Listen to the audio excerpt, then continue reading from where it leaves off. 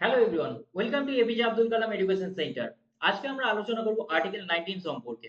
Article 19 এর মধ্যে যে 6 প্রকার অর্থাৎ 6টা যে তোমাদের ফান্ডামেন্টাল রাইট রয়েছে, 6 প্রকার ফ্রিডম দেওয়া রয়েছে সেটা সম্পর্কে আলোচনা করব।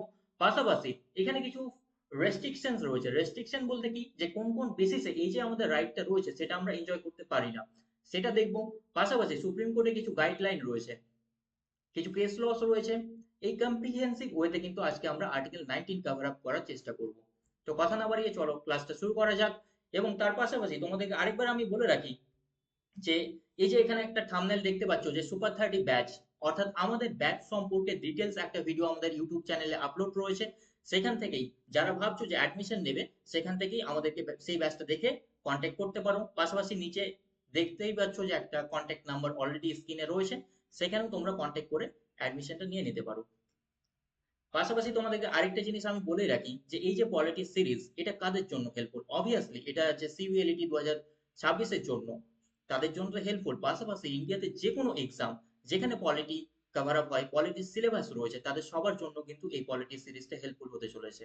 আর সিবিএলইটি এন্ট্রান্স এক্সামের জন্য আমি অলরেডি বলে রেখেছি যে তোমাদের আদিয়ানদা তোমাদের পাশে রয়েছে, অর্থাৎ পলিটির থেকে যতগুলো কোশ্চেন আসবে, আমি যা নোটস দিব, আমি যা ক্লাস করাবো এবং যা এমসিকিউ কোশ্চেন প্র্যাকটিস করাবো, তার বাইরে একটা কোশ্চেনও কিন্তু আসবে না। অর্থাৎ কোয়ালিটিতে 100-এ 100 কিন্তু তোমরা পাবে। 15টা কোশ্চেন আসলে 15-তে 15 পাবে, 20টা আসলে 20-তে 20 পাবে। এর বেশি আসলে যতটাই কোশ্চেন আসুক না কেন, 100% কিন্তু আমার নোটস থেকেই আসবে। প্রোভাইডেড একটাই জিনিস, যে তোমাদেরকে ভালো মতো রিভিশন করতে হবে সেটা। চলো কথা না বাড়িয়ে আজকে যে আমাদের টপিক আর্টিকেল 19, সেটা আমরা শুরু করি। সো এখানে দেখতেই পাচ্ছ যে ইন্ট্রোডাকশন ওভারভিউ। ইন্ট্রোডাকশন কিন্তু অলরেডি আমি বললাম আর্টিকেল 19 আমরা আজকে পড়বো। সো আর্টিকেল 19 এর মধ্যে আমরা তিনটে পার্টে পড়বো, ঠিক আছে? ফার্স্টলি আমরা দেখবো কি, রাইট টু ফ্রিডম, ঠিক আছে? সো রাইট টু ফ্রিডম, যখন আমি তোমাদেরকে ফান্ডামেন্টাল রাইট গুলো পড়িয়েছিলাম বা ইন্ট্রোডাকশন ভিডিওস ছিল ফান্ডামেন্টাল রাইটে, সেখানে আমি ফান্ডামেন্টাল রাইট গুলোকে 6টা পার্টে কিন্তু ভাগ করেছিলাম। প্রথমে আর্টিকেল 12 আমরা দেখেছি, তারপর আর্টিকেল 13 দেখেছি, এগুলোকে কিন্তু কোনো পার্টের মধ্যে রাখিনি। আর্টিকেল 12 কি সম্পর্কে ছিল? যে ডেফিনেশন অফ অ্যাবাউট স্টেট, স্টেটের ডেফিনেশন সম্পর্কে ছিল। আর্টিকেল 13 এ যদি একটা বেসিক আমি বলি যে কি সম্পর্কে, সো জুডিশিয়াল রিভিউ সম্পর্কে। তার পাশাপাশি বেশ কিছু ক্লজ ছিল, সেগুলো ডিটেলস সেখানে কিন্তু আলোচনা হয়েছে। তারপরে আমি আর্টিকেল 14 to 18 সেখানে একটা ডিভিশন বলেছিলাম, সেটার নাম বলেছিলাম কি, যে right to equality. Article 14 to 18 যে সমস্ত আর্টিকেল গুলো রয়েছে, সেগুলোকে কি বলেছিলাম, রাইট টু ইকুয়ালিটি। পাশাপাশি তারপরের যে আর্টিকেলটা ছিল, অর্থাৎ আর্টিকেল 19 to 22, সেগুলোকে কি বলেছিলাম, রাইট টু ফ্রিডম। সো আমরা আজকে শুধুমাত্র আর্টিকেল 19 দেখবো, কিন্তু আর্টিকেল 19 to 22 মধ্যে যে সমস্ত আর্টিকেল গুলো রয়েছে, সেগুলোকে বলা হয় রাইট টু ফ্রিডম সম্পর্কে রয়েছে। পাশাপাশি 23 and 24 রাইট এগেনস্ট এক্সপ্লয়টেশন, ঠিকভাবে একইভাবে রাইট টু রিলিজিয়াস ফ্রিডম রয়েছে, রাইট টু মাইনরিটিস রাইট রয়েছে, রাইট এগেনস্ট, এই ধরনের সমস্ত কিছু রাইট গুলো কিন্তু রয়েছে। তো সেই ইন্ট্রোডাকশন ভিডিওতে কিন্তু এই ভাগটা আমি আলোচনা করেছিলাম। সো লাস্ট ক্লাসে রাইট টু ইকুয়ালিটি অর্থাৎ আর্টিকেল 14 to 18 কিন্তু অলরেডি আলোচনা হয়ে গেছে, তাই না? সো যারা লাস্ট ক্লাসটা দেখোনি তাদেরকে এটাই বলবো যে এই ক্লাসটা অবশ্যই দেখে নাও, তাহলে ইজিলি কিন্তু ফান্ডামেন্টাল রাইটস এর যে চ্যাপ্টারটা, সেটা তোমরা রিলেট করতে পারবে এবং কম্প্রিহেন্সিভ ওয়েতে কিন্তু তোমাদের যে সিলেবাস সেটা কভার আপ হয়ে যাবে। এবার এই যে আমাদের রাইট টু ফ্রিডম রয়েছে, এই রাইট টু ফ্রিডম আর্টিকেল 19 এর মধ্যে রয়েছে, অলরেডি আমি বললাম। এবার এখানে 6 প্রকার কিন্তু কি দেওয়া রয়েছে, 6 প্রকার ফান্ডামেন্টাল রাইট দেওয়া রয়েছে। 6 প্রকার বা 6টা ফান্ডামেন্টাল রাইট দেওয়া রয়েছে। কিভাবে? ক্লজগুলো রয়েছে 19(1), ঠিক আছে? আর্টিকেল 19(1) এর মধ্যে রয়েছে, দেন 1A, দেন 19(1B), এইভাবে 6টা কিন্তু এফ পর্যন্ত, এফ না, জি পর্যন্ত কিন্তু তোমাদের রয়েছে। আর এফ যেটা রয়েছে সেটা কিন্তু আমাদের ফান্ডামেন্টাল রাইট নেই, সেটা রিমুভ করে দেওয়া হয়েছে কত নম্বর অ্যামেন্ডমেন্টের মাধ্যমে, সবকিছুই কিন্তু আলোচনা করব। তো ফার্স্ট আমরা এই 6 প্রকার ফান্ডামেন্টাল রাইট দেখব। পাশাপাশি এটার কিছু রেস্ট্রিকশন রয়েছে, ঠিক আছে? কিছু রেস্ট্রিকশন রয়েছে, সেই রেস্ট্রিকশন গুলো দেখবো আমরা।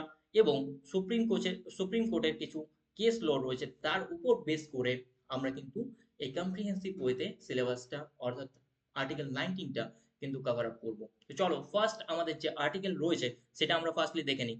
সো ফার্স্ট আর্টিকেল আমার কি রয়েছে যদি আমি বলি, সো আর্টিকেল 19। এবার আর্টিকেল 19 এর মধ্যে বেশ কিছু সাব ক্লজ রয়েছে। কি কি রয়েছে?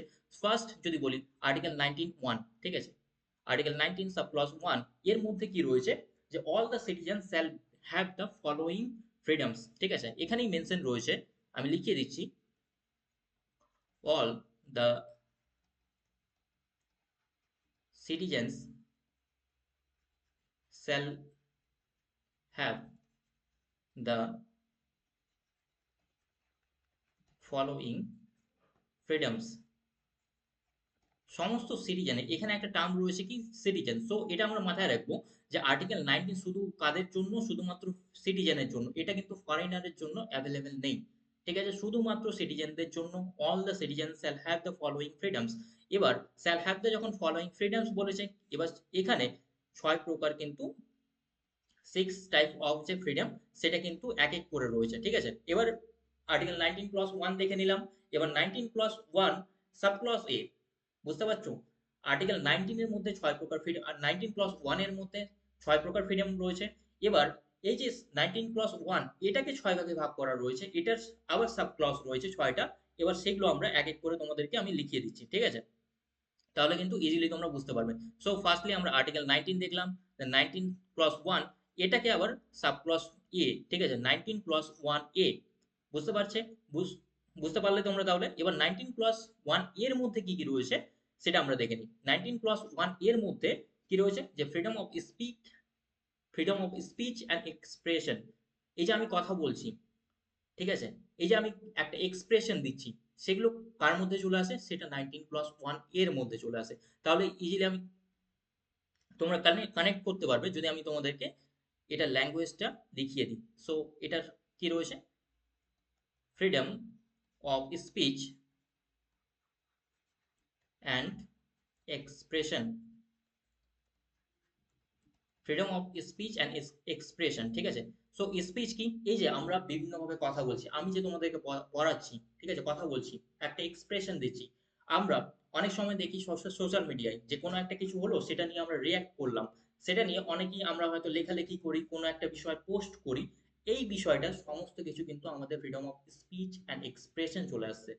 অর্থাৎ কি, আমরা কোনো একটা কিছু হলো, কোনো একটা ইস্যু হলো, তার উপর বেস করে কিন্তু আমরা কি করতে পারি, নিজেকে এক্সপ্রেস করতে পারি।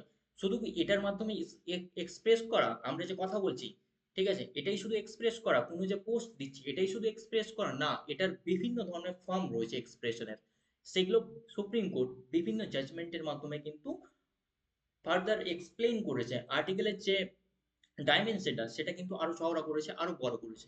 কি কি ভাবে এর আওতায় তাহলে আর কি কি চলে আসে, যদি আমি বলি যে একটা আজকে ক্রিকেট ম্যাচ হচ্ছে, কিন্তু আমি দেখি অনেক সময় প্লেয়াররা সেটাতে কি করে, একটা কালো হাতে একটা পট্টি বেঁধে নেয়, কালো একটা ব্যান্ড বেঁধে নেয়, কেন? কারণ অনেক সময় দেখি যে কোনো একটা যুদ্ধ চলছে, সেটা প্রোটেস্ট জানানোর জন্য, বা কোনো এক জায়গায় কোনো একটা অ্যাক্সিডেন্ট হয়েছে, ন্যাচারাল ক্লাইমেটিস হয়েছে, সেটাতে কোনো একটা সংবেদনা জানানোর জন্য কিন্তু তারা এটা করে থাকে। তাহলে সেটাও একটা এক্সপ্রেশন। কেউ একটা, কোনো একটা আর্টিস্ট কোনো একটা ছবি আঁকলো, ছবি আঁকার মাধ্যমে সেটার এক্সপ্রেশন প্রকাশ করলো, সেটাও তার এক্সপ্রেশন। কেউ একজন অথর কোনো একটা বই লিখলো, বইয়ের মাধ্যমে তার এক্সপ্রেশন জাহির করলো, সেটাও তার এক্সপ্রেশন। আমি কাউকে কোনো একটা জিনিস বললাম, কিন্তু সে রিমেন সাইলেন্ট থেকে গেল, ঠিক আছে, সেটাও কিন্তু তার এক্সপ্রেশন। এই সমস্ত কিছুই কিন্তু আর্টিকেল 19(1) এর মধ্যে কিন্তু চলে আসে। সুপ্রিম কোর্ট আর কি কি এটাতে ফার্দার অ্যাড করেছে যদি আমি বলি, সো এটার মধ্যে আরো কি চলে আসবে, যে ফ্রিডম অফ প্রেস, ঠিক আছে, যদি ফ্রিডম অফ প্রেস বলি, ফ্রিডম অফ প্রেস, প্রেস কি করে, বিভিন্ন লেখালেখি করে, বিভিন্ন বই রিলিজ করে, পাশাপাশি নিউজ পেপার প্রিন্ট করে তারা, তাই না? আর এই প্রেসের মধ্যে কিন্তু আমাদের যে অনলাইন মিডিয়া সমস্ত কিছুই কিন্তু মানে এর ডাইমেনশনের মধ্যে কিন্তু কভার আপ হয়ে যায়। সো এই যে প্রেসের ডাইমেনশন, অর্থাৎ কোনো লেখালেখিকে, কোনো এক্সপ্রেশনকে, কোনো নিউজকে গভর্নমেন্ট সেটাকে দমাতে পারে না, যদি না সেটার উপর যে রিজনেবল রেস্ট্রিকশন গুলো রয়েছে না, সেটা যখন বলবো সেই গ্রাউন্ডেই কিন্তু এই যে আর্টিকেলটা রয়েছে, এই যে আমাদের ফ্রিডমটা রয়েছে, সেটা স্টপ করা যেতে পারে। বাকি অন্যান্য গ্রাউন্ডের উপর বেস করে কিন্তু এই যে আর্টিকেলটা, এই যে আমাদের ফ্রিডম, সেটা কিন্তু স্টপ করা যেতে পারে না। সো বুঝতে পারলাম যে ফ্রিডম অফ প্রেস, তার পাশাপাশি আরেকটা এখানে ফ্রিডম রয়েছে, যে আমাদের একটা রাইট রয়েছে, সেটা হচ্ছে কি, right to information. Right to ইনফরমেশনের কথা বলি, যেটাকে আরটিআই বলা হয়, যে আরটিআই কেউ ফাইল করেছে, ঠিক আছে, 2005 সালে আরটিআই অ্যাক্টের মাধ্যমে কিন্তু এই যে আরটিআই অ্যাক্টের মাধ্যমে RTI right to information act আসে 2005 সালে, এবং সেটা কার আন্ডারে আসে? Right two freedom of speech and expression 19+1 এর মাধ্যমে, ঠিক আছে? তো এটাও কিন্তু আমাদের একটা ফান্ডামেন্টাল রাইট, এটা আমরা মাথায় রাখবো। এবার আর কি কি আমাদের ফান্ডামেন্টাল রাইট রয়েছে, যেমন যদি আমি রিসেন্ট ইয়েতে দেখি, যদি আমাদের ডে টু ডে লাইফে দেখি, যখন ভোট হয় তখন কি দেখেছি, যে ভোটার যে ক্যান্ডিডেট থাকেন, সেই ক্যান্ডিডেট কি করে, যে নিজের কত সম্পত্তি রয়েছে তার বিষয়, আহ, কত সম্পত্তি রয়েছে, পাশাপাশি সে কতবার ইলেক্ট হয়েছে এবং তার বিরুদ্ধে কোনো ক্রিমিনাল কেস রয়েছে না, সবকিছুই কিন্তু তাকে কি করতে হয়, পোর্টালে আপলোড করতে হয়। কেন? কারণ আমরা যখন কোনো একটা ক্যান্ডিডেটকে চুজ করব, সেটা কি আমাদের ফ্রিডম অফ এক্সপ্রেশন, তাই না?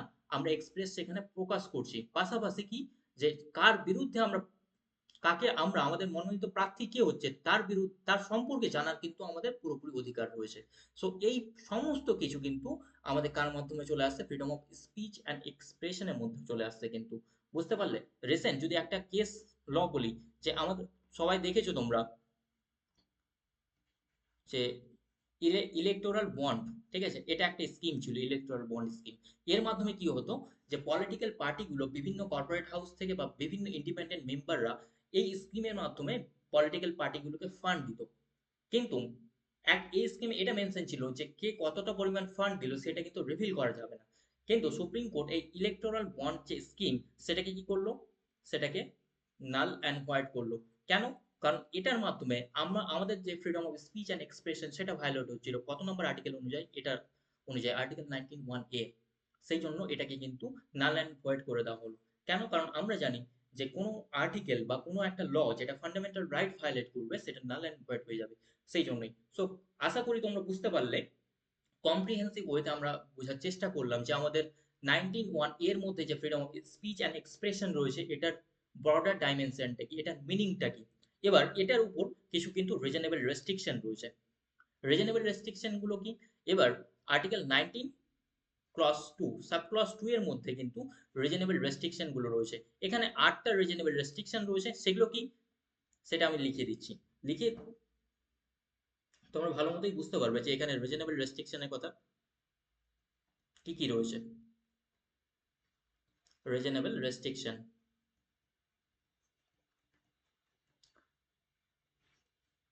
কি কি রয়েছে লিখে নাও। Sovereignty and integrity, sovereignty and integrity of India. আমি এমন কোনো বই বা এমন কোনো কিছু পাবলিশ করতে পারবো না, বা এমন কিছু কথা বলতে পারবো না যেটা ডিরেক্টলি ইম্প্যাক্ট করে ইন্ডিয়ার সভারেনিটি এবং ইন্টিগ্রিটির উপর। তাহলে কিন্তু আমাদের freedom of speech and expression সেটাকে কিন্তু কি করা যেতে পারে, স্টপ করা যেতে পারে, থামানো যেতে পারে।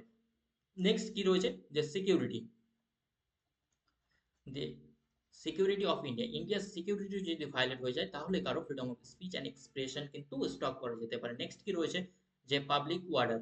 পাবলিক ওয়ার্ডার কি জন্য, যে ধরে নাও এমন কিছু পার্সোনালিটি রয়েছে, এমন কিছু সোশ্যাল ইনফ্লুয়েন্সার রয়েছে, কোনো একটা পোস্টের মাধ্যমে কোথাও একটা দাঙ্গা হয়ে যেতে পারে, কোথাও একটা ভায়োলেশন হয়ে যেতে পারে, সেটা তার পোস্টটা, আমি কি বললাম, যে কেউ একটা সোশ্যাল মিডিয়ায় পোস্ট করলো, কোনো লেখা লিখলো, কোনো একটা এক্সপ্রেশন দিল, সেটা কিন্তু তার ফান্ডামেন্টাল রাইট। কিন্তু তার পোস্টটা, তার লেখার মাধ্যমে এমন যাতে প্রভাব না পড়ে যে তার মাধ্যমে হয়তো দাঙ্গাই হয়ে গেল, তাই না? তাহলে সেটাকে থামানোর জন্য, অর্থাৎ পাবলিক ওয়ার্ডার মেনটেন করার জন্য কিন্তু সেটাকে রেস্ট্রিক্ট করা যেতে পারে। আর কি কি গ্রাউন্ড রয়েছে, যে ফ্রেন্ডলি রিলেশন,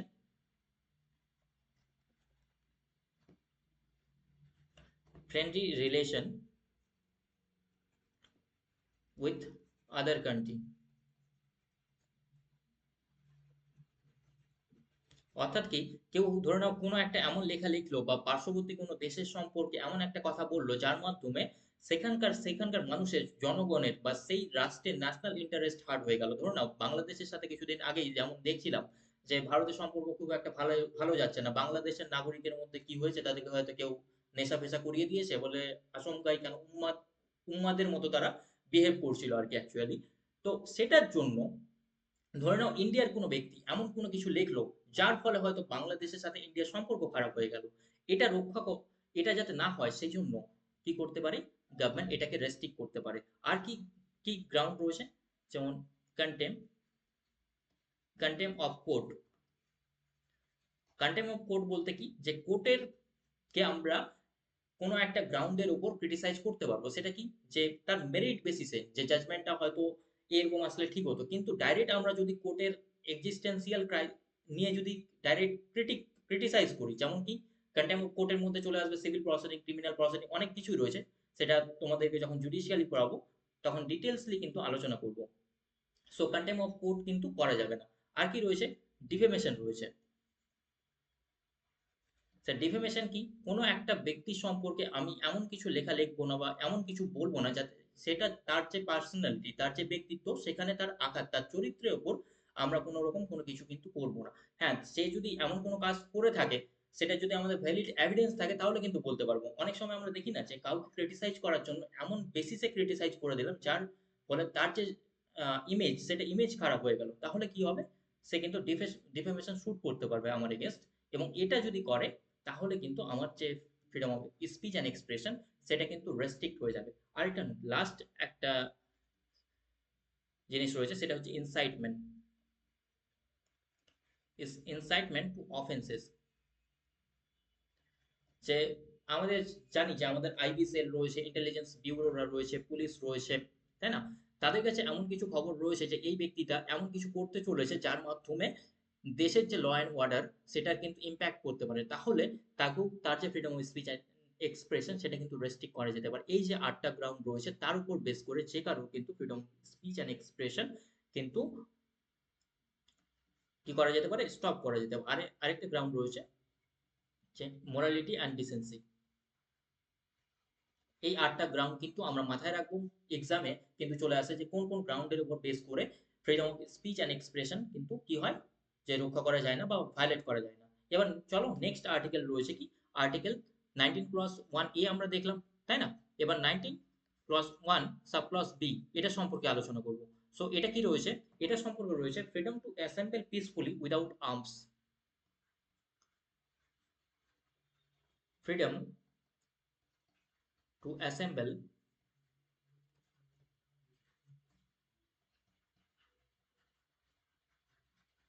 পিসফুলি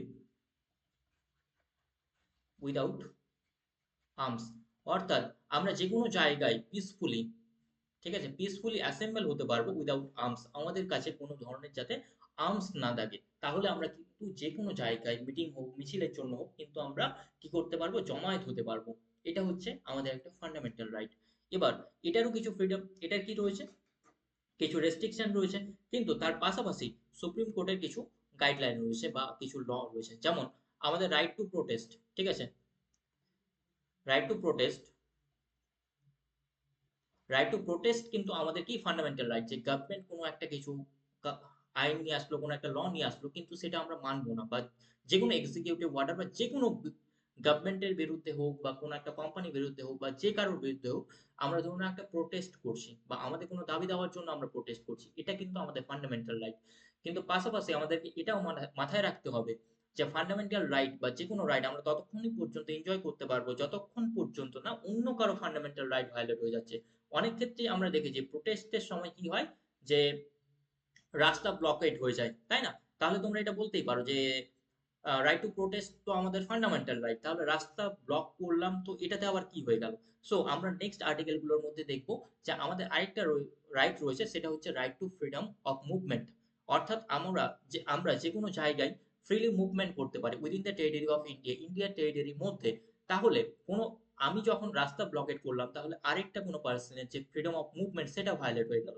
সো আমি ফার্স্টলি কি বললাম, যে আমরা কোনো একটা ফান্ডামেন্টাল রাইট বা যে কোনো রাইট ততক্ষণ পর্যন্ত এনজয় করতে পারবো যতক্ষণ না অন্য কারো ফান্ডামেন্টাল রাইট ভায়োলেট হচ্ছে। সেই জন্য এখানে অন্য একটা ব্যক্তির ফান্ডামেন্টাল রাইট ভায়োলেট হচ্ছে, সেক্ষেত্রে কিন্তু পুলিশ কি করতে পারে, সেখানে লাঠিচার্জ করতে পারবে বা তাদেরকে সরানোর জন্য যে কোনো কৌশল কিন্তু অবলম্বন করা যেতে পারে। সো বুঝতে পারলে যে 19(1)(b)র মধ্যে কি কি মেনশন রয়েছে। যেমন একটা কেস ছিল যে রামলীলা ময়দান কেস, 2012-তে সুপ্রিম কোর্টে একটা ভার্ডিক্ট রয়েছে যে রাইট টু প্রোটেস্ট, এটা হচ্ছে কি আমাদের ফান্ডামেন্টাল রাইট, ঠিক আছে। কিন্তু পাশাপাশি এটা যদি দেখি, যে অনেক সময় আমরা দেখেছি যে যে কলিং বন্ধ, অনেক সময় বিভিন্ন পলিটিক্যাল পার্টি বা বিভিন্ন অর্গানাইজেশন বন্ধ ডিক্লেয়ার করে, তাই না? এটা কিন্তু আমাদের ফান্ডামেন্টাল রাইট না, এটা কিন্তু আমাদের ফান্ডামেন্টাল রাইট না। কিন্তু স্ট্রাইক, যেমন অনেক ক্ষেত্রেই দেখি যে ওয়ার্কার্সরা কি করছে, প্রোটেস্ট করছে, সেটা কিন্তু বা কাজে যাচ্ছে না, সেটা কিন্তু একটা ফান্ডামেন্টাল রাইট, কিন্তু বন্ধ কিন্তু ফান্ডামেন্টাল রাইট না, এটা আমরা মাথায় রাখবো। এটা রিজনেবল রেস্ট্রিকশন গুলোর কথা যদি আমি বলি, তাহলে কত নাম্বার আর্টিকেলের মধ্যে মেনশন রয়েছে? আর্টিকেল 19 ক্লজ 3, ঠিক আছে। আর্টিকেল 19 ক্লজ 3 এর মধ্যে এটা কি রয়েছে, রিজনেবল যে রেস্ট্রিকশন গুলো সেগুলো মেনশন রয়েছে। এবার কি কি বেসিসে রিজনেবল রেস্ট্রিকশন রয়েছে, সেটা হচ্ছে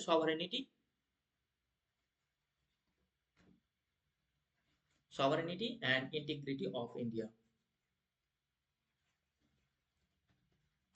সভারেনিটি অ্যান্ড ইন্টিগ্রিটি অফ ইন্ডিয়া, আরেকটা রয়েছে কি, সেটা রয়েছে পাবলিক অর্ডার।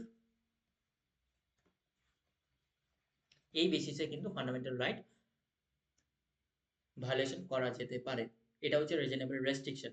চলো এবার নেক্সট আমাদের রয়েছে article 19 clause 1 B.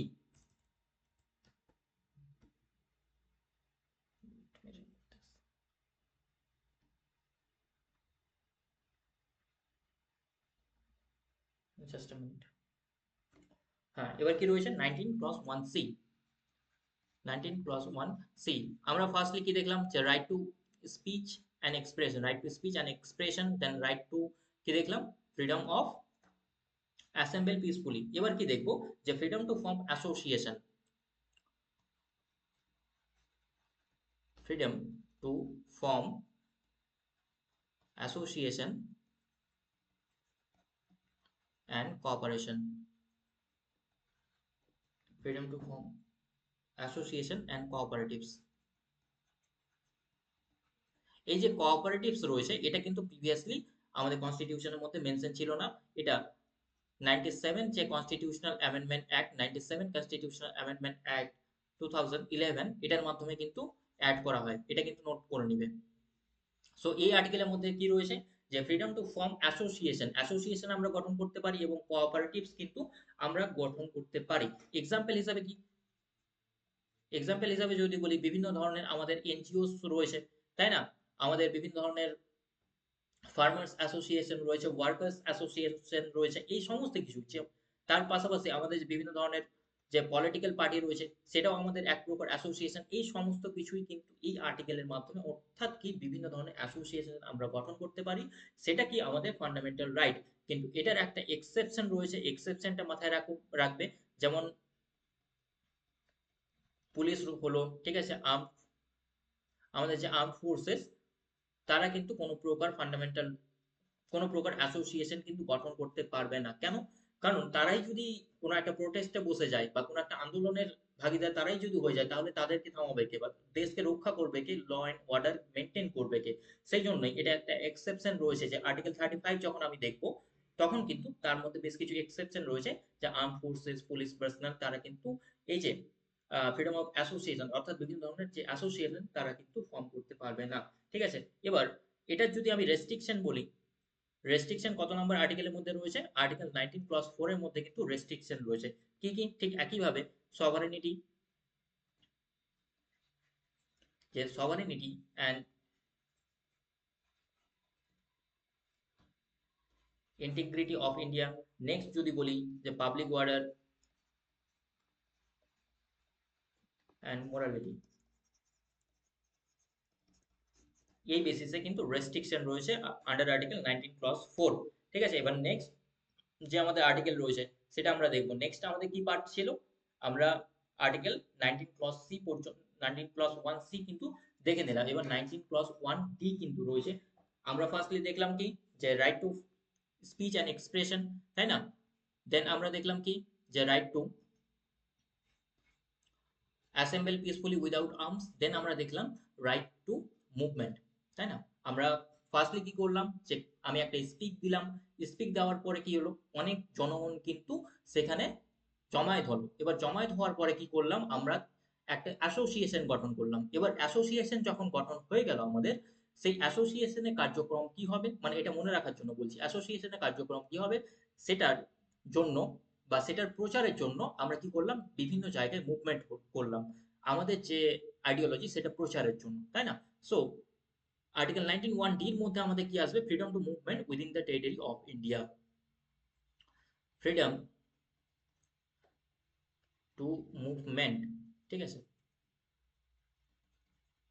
Within the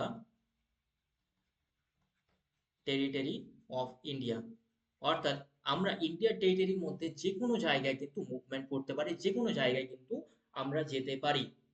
বুঝতে পারলে? এবার এটার কিছু কিন্তু এক্সেপশন রয়েছে। যে যদি আমি এক্সেপশনের কথা বলি, এক্সেপশন কি? যে এক্সেপশন রয়েছে, যে একটা রয়েছে inner line permit state, inner line permit state, সেটা কি সেটা বলছি আমি, ঠিক আছে? পাশাপাশি আমাদের কিছু হেডকোয়ার্টার রয়েছে, ঠিক আছে, আর্মি ইনস্টলেশন রয়েছে বা ক্যান্টনমেন্ট জোনগুলো, যে জায়গাগুলো রয়েছে সেই জায়গাগুলোতে কিন্তু আমাদের সাধারণ জনগণের পারমিশন নেই যাওয়ার জন্য, তাই না? অনেক ক্ষেত্রে আমরা দেখেছি যে সরকারি ভবনে আমাদের যদি পারমিশন না থাকে তাহলে যেতে পারি না। বিভিন্ন আমাদের যে ডিফেন্স ইনস্টলেশন গুলো রয়েছে, আর্মি জোন গুলো রয়েছে, সেগুলোতে কিন্তু আমরা মুভমেন্ট করতে পারি না, সেগুলোতে কিন্তু রেস্ট্রিকশন করা হয়। এই বেসিসে কিন্তু এটা রেস্ট্রিক্ট করা যেতে পারে আমাদের ফ্রিডম অফ মুভমেন্টটা। ঠিক একইভাবে ইনার লাইন পারমিট স্টেট বলতে আমাদের কিছু নর্থ ইস্টার্ন স্টেট এমন রয়েছে, সেই স্টেট গুলোতে যাওয়ার জন্য, পুরো স্টেটে না, কিছু কিছু পার্ট তার এমন রয়েছে, কিছু কিছু ডিস্ট্রিক্ট এমন রয়েছে, সেখানে যাওয়ার জন্য এক্সট্রা ভাবে কিন্তু পারমিশনের প্রয়োজন হয়। সেটা কি? সেটা হচ্ছে ইনার লাইন পারমিট স্টেট। অর্থাৎ সেখানেও যাওয়ার জন্য আমাদের যে ফ্রিডম অফ মুভমেন্ট সেটা কিন্তু রেস্ট্রিক্ট করা যেতে পারে। সো বুঝতে পারলে ফ্রিডম অফ মুভমেন্টটা কি? ঠিক একইভাবে 19+1 রয়েছে তারপরে। এবার ফ্রিডম অফ মুভমেন্ট, আমরা যে কোনো জায়গায় যে ফ্রিলি মুভমেন্ট হয়ে গেলাম, তারপরে আমাদের রাইট কি? যে আমি যখন অন্য জায়গায় মুভমেন্ট হয়ে গেলাম, অন্য জায়গায় চলে গেলাম, তাহলে সেখানে আমাকে থাকতে হবে, তাই না? অন্য জায়গায় গিয়ে তো আমি এমনি খোলা আকাশের নিচে থাকতে পারবো না, আমাকে সেখানে সেটেলমেন্ট হতে হবে, সেটেল হতে হবে। তাহলে নেক্সট আর্টিকেলটা সেটা সম্পর্কেই রয়েছে, যে freedom to reside, freedom to reside and settle in any part of India. অর্থাৎ আমি ভারতের যে কোনো জায়গায় রিসাইড করতে পারি, সেটেল হতে পারি, ভারতের যে কোনো জায়গার মধ্যে আমি সেখানে বসবাস করতে পারি, যে কোনো শহরে যেতে পারি, যে কোনো জায়গায় যেতে পারি। বর্তমানে দেখছি যে বাঙালি পরিযায়ী শ্রমিকদের বিভিন্ন জায়গায় কিন্তু হেনস্থার শিকার হতে হচ্ছে, কিন্তু এটা কিন্তু আমাদের ফান্ডামেন্টাল রাইট একটা, যে আমরা যে কোনো জায়গায় যেতে পারি, মুভমেন্ট করতে পারি, সেখানে গিয়ে আমরা সেটেলও হতে পারি, তাই না? সো এটা কিন্তু গভর্নমেন্টকে দেখা উচিত যে এই ধরনের কিন্তু আহ, বাঙালিদের উপর বিশেষ করে যে ধরনের অত্যাচার হচ্ছে বাইরের রাজ্যে, সেটা যাতে না হয়। পাশাপাশি আমি যেমনটা দেখলাম যে 19(1) আমরা বিভিন্ন জায়গায় মুভমেন্ট হতে পারি, এবং 19(1) বিভিন্ন জায়গায় স্যাটেল হতে পারি, তাই না? কিন্তু 19(1) এর মধ্যেও কিছু রেস্ট্রিকশন রয়েছে। রেস্ট্রিকশন গুলো কি? যখন আমি তোমাদের সিক্স শিডিউল পড়াবো, যে সিক্স শিডিউল বলতে কি, সিক্স শিডিউল দেওয়া রয়েছে শিডিউল ট্রাইবদের জন্য। এমন কিছু ট্রাইবাল ডিস্ট্রিক্ট রয়েছে বা ট্রাইবাল এরিয়া রয়েছে, সেই জায়গাগুলোতে কিন্তু আমি কি করতে পারি না, জমি কিনতে পারি না।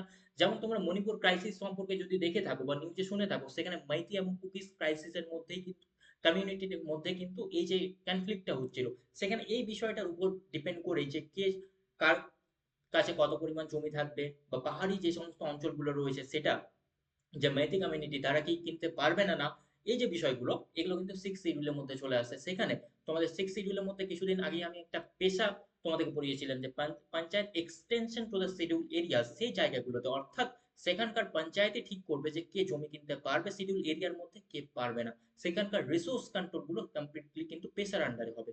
সো এটা হচ্ছে একটা এক্সেপশন। আর কি এক্সেপশন রয়েছে? আমরা অনেক ক্ষেত্রে হিলি আমাদের ডিস্ট্রিক্ট গুলো রয়েছে বা জম্মু কাশ্মীরের ক্ষেত্রে দেখে থাকি, সেখানে সবাই কিন্তু পারমিশন ছাড়া সেটেল হতে পারে না। এগুলো হচ্ছে রেস্ট্রিকশন এটার। কিন্তু এটার আরো একটা রেস্ট্রিকশন মেনশন রয়েছে।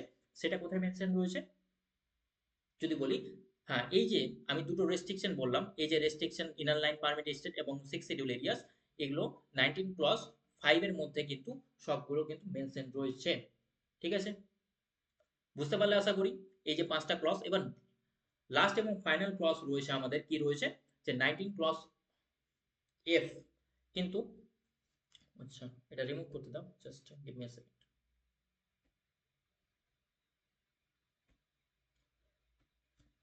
এবার একটা আমাদের আর্টিকেল রয়েছে 19(1)F। এফ মানে হচ্ছে 6 নম্বর, যেমনটা বললাম 6টা আর্টিকেল, কিন্তু এফ কিন্তু অরিজিনালি আমাদের বর্তমানে ফান্ডামেন্টাল রাইট নেই।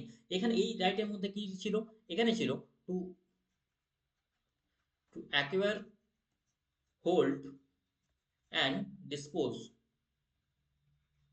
ডিসপোজ প্রপার্টি, অর্থাৎ যে কোনো প্রপার্টি আমরা কি করতে পারি, অ্যাকোয়ার করতে পারি, হোল্ড করতে পারি, সেটাকে ডিসপোজ করতে পারি। কিন্তু বর্তমানে এটা কিন্তু রাইট টু প্রপার্টি বেসিক্যালি এই আর্টিকেলটাকে বলা হয়, এটা কিন্তু আমাদের ফান্ডামেন্টাল রাইট কিন্তু না। তাহলে কি, এটা হচ্ছে আমাদের এখন বলি, so legal right. Legal right under article 300A, legal right অথবা এটা আমাদের কি কনস্টিটিউশনাল রাইট। ঠিক আছে, এটা আমরা মাথায় রাখবো। কত নম্বর আর্টিকেল অনুযায়ী 300A, এটা কত নম্বর অ্যামেন্ডমেন্টের মাধ্যমে হয় যদি বলি, তাহলে 44th, যে আমাদের কনস্টিটিউশনাল অ্যামেন্ডমেন্ট অ্যাক্ট 1978 এ হয়েছিল 1978 সালে, যে 44th কনস্টিটিউশনাল অ্যামেন্ডমেন্ট অ্যাক্ট, তার মাধ্যমে এটা কিন্তু চেঞ্জ করে দেওয়া হয়। সো আর্টিকেল 1F কিন্তু বর্তমানে নেই। প্রিভিয়াসলি এটা কিন্তু আমাদের ফান্ডামেন্টাল রাইট ছিল, কিন্তু বর্তমানে এটা আমাদের ফান্ডামেন্টাল রাইট না। সো এটা আমরা মাথায় রাখবো। এবার নেক্সট যে আমার যে 6 নম্বর যে ফান্ডামেন্টাল রাইটটা রয়েছে, সেটা 19 ক্লজ 1G এর মধ্যে মেনশন রয়েছে। সেটা কি রয়েছে, যে freedom to profess trade and practices of any business. মানে আমি ল্যাঙ্গুয়েজটা তোমাদেরকে লিখিয়ে দিচ্ছি, যে এটা কি রয়েছে, এটা রয়েছে freedom of trade, freedom of trade, profession, অর্থাৎ যে কোনো ধরনের আমরা ট্রেড করতে পারি, প্রফেশন চুজ করতে পারি, trade, profession and businesses and occupation. অর্থাৎ কি, আমরা আমাদের অকুপেশন কি হবে, আমাদের পেশা কি হবে, কি ধরনের বিজনেস আমরা করব, সেটা আমাদের ফান্ডামেন্টাল রাইট, সেটা আমরা নিজেরাই কিন্তু চুজ করতে পারি। কিন্তু এটার ক্ষেত্রেও একটা রিজনেবল রেস্ট্রিকশন রয়েছে। সেটা রিজনেবল রেস্ট্রিকশন কত নম্বরের মধ্যে রয়েছে, 19 ক্লজ 6 এর মধ্যে রয়েছে। কি কি, যে স্টেট ধরে নাও মেরিট বেসিসে, মেরিট বেসিসে কারোর সাথে কোনো প্রকার ডিসক্রিমিনেট করতে পারে, ঠিক আছে, বা জেনারেল পাবলিক ইন্টারেস্টে, যেমন কোনো একটা জিনিসের ক্রাইটেরিয়া, কোনো একটা অকুপেশনের ক্রাইটেরিয়া রেখে দিল, ধরে নাও যে টিচিং এর প্রফেশনের ক্রাইটেরিয়া রেখে দিল যে পিএইচডি হোল্ডার ছাড়া কেউ টিচিং করাতে পারবে না, তাই না? সো এটা গভর্নমেন্ট কোনো একটা ইন্টারেস্টের বেসিসে, গভর্নমেন্ট পাবলিক ইন্টারেস্টের বেসিসে কিন্তু এই ধরনের রেস্ট্রিকশন নিয়ে আসতে পারে। সো এটা একটা পাবলিক ইন্টারেস্টের বেসিসে গভর্নমেন্ট টাইম টু টাইম কিন্তু এটাকে চেঞ্জ করে, এটা মাথায় রাখবো। সো 19(1)G এর মধ্যে কি রয়েছে, freedom of trade, profession, business and occupation. So আমি যদি তোমাদেরকে এখানে একটা কনসলিডেট ম্যানারে আরেকবার বলে দিই যে রাইট গুলো আমাদের 6 প্রকার রাইট, সেটা কি কি ছিল আরেকবার যদি বলে দিই। সো ফার্স্টলি আমাদের রাইট কি ছিল, যে যে কোনো জায়গায় freedom of speech and expression, আমি একটা স্পিক দিলাম, স্পিকের বেসিসে কি হলো, জনগণ এক জায়গায় জমায়েত হলো, তাই না? জমায়েত হওয়ার পরে কি হলো, আমরা কি করলাম, একটা অ্যাসোসিয়েশন গঠন করলাম। অ্যাসোসিয়েশন যখন গঠন হয়ে গেল, সেই অ্যাসোসিয়েশনের কার্যক্রম এবং আমাদের যে ধরনের আইডিওলজি হলো, সেটাকে আমরা প্রচারের জন্য কি করলাম, দেশের মধ্যে বিভিন্ন জায়গায় ছড়িয়ে পড়লাম, বিভিন্ন জায়গায় মুভমেন্ট করলাম। এবার মুভমেন্ট যখন হয়ে গেল, তাহলে তো তাদেরকে থাকতে হবে কোনো এক জায়গায়, তাই না? সো কোনো এক জায়গায় আমরা তারপরে সেটেল হয়ে গেলাম, এবং সেটেল হয়ে যাওয়ার পরে সেখানে আমাদের খাওয়ার জন্য তো টাকার প্রয়োজন, তাই না? সো আমরা সেখানে বিভিন্ন ধরনের ব্যবসা করতে লাগলাম। সো এই ফর্মুলা অনুযায়ী যদি মনে রাখো, তাহলে যে ছটা তোমাদের এই আর্টিকেল 19(1) এর মধ্যে 6 প্রকার ফান্ডামেন্টাল রাইট রয়েছে, সেটা মাথায় রাখবো। যদি কোশ্চেন তোমাদের এইভাবে আসে যে আমাদের যখন কনস্টিটিউশন তৈরি হয়, তখন 19(1) এর মধ্যে কতগুলো আর্টিকেল ছিল বা কত প্রকার ফান্ডামেন্টাল রাইট ছিল, তাহলে আমরা মাথায় রাখবো তখন 7টা ছিল। কিন্তু যদি বলি এখন কারেন্ট, ঠিক আছে, বা এমনি সিম্পল বলে যে আর্টিকেল 19(1) এর মধ্যে কতগুলো ফান্ডামেন্টাল রাইট রয়েছে, তাহলে 6টা মাথায় রাখবো। যদি কোশ্চেন এইভাবে থাকে, আবারও রিপিট করছি, যে 19+1 এর মধ্যে যখন কনস্টিটিউশন তৈরি হয়, ঠিক আছে, কনস্টিটিউশন তৈরি হয় কথাটা মেনশন থাকে, তাহলে আমরা 7 লিখবো। যদি এমনি নর্মাল জেনারেলি বা কারেন্ট জিজ্ঞাসা করে, তাহলে কিন্তু 6 লিখবো। কেন বললাম, 19(1)F এর মধ্যে যে রাইট টু প্রপার্টি, সেটা 44th অ্যামেন্ডমেন্ট 1978 এর মাধ্যমে রিমুভ হয়ে বর্তমানে কথায় রয়েছে 300 এর মধ্যে, সেটা একটা কনস্টিটিউশনাল রাইট। সো এই ছিল আমাদের ফান্ডামেন্টাল রাইটস এর একটা কম্প্রিহেনসিভ ওয়েতে ডিসকাশন আর্টিকেল 19 এর। চলো এবার কিছু প্র্যাকটিস কোশ্চেন রয়েছে, সেটা তোমরা দেখে নাও। ফার্স্টলি যদি কোশ্চেন নাম্বার 1 বলি, যে which of the following is not specifically mention under article 19, এর মধ্যে কোনটা আর্টিকেল 19 এর মধ্যে মেনশন নেই? সো আনসার করবে তোমরা। চলো নেক্সট রয়েছে question number 2, how many freedoms are currently guaranteed by the article 19? Easy question রয়েছে। The freedom of press in India is implied in which right? Freedom of press কোন রাইটের মধ্যে implied হয় আর কি 19+1 এর মধ্যে যে 6 প্রকার রাইট রয়েছে, তার মধ্যে কোনটা হবে? The reasonable restriction can be imposed on the freedom of speech on the grounds of, the reasonable restriction freedom of speech এর জন্য কোন কোন গ্রাউন্ডে আর কি ইম্পোজ করা যেতে পারে, এর মধ্যে যে 4টা গ্রাউন্ড রয়েছে কি কি রয়েছে? যা which rights was deleted by the 44th Constitutional Amendment Act 1978. এখনই বললাম আমি, the right to assemble peacefully and without arms is subject to which restrictions? Answer করবে, which article is automatically suspended during a national emergency due to war?